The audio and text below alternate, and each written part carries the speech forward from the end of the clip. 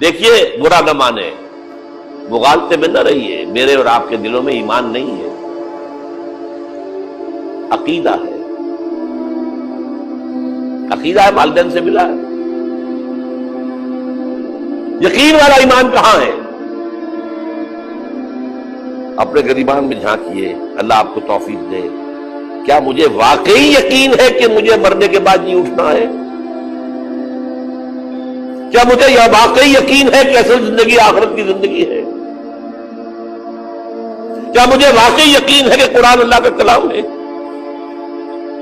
ٹٹولیے اپنے دلوں کو۔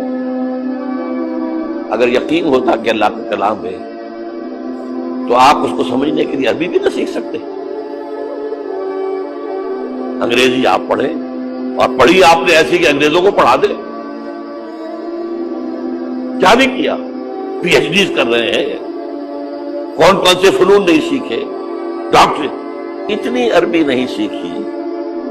تمہارا دعویٰ ہے کہ تمہارا یقین تھا میری کتاب پر، اللہ پوچھے گا تمہارا سلوک کیا تھا میری کتاب کے ساتھ؟ تم نے پڑھا اس کو، سمجھا اسے سمجھنے کے لیے عربی سیکھی؟ تو تم جھوٹ بولتے، تمہارا کوئی ایمان نہیں تھا میری کتاب۔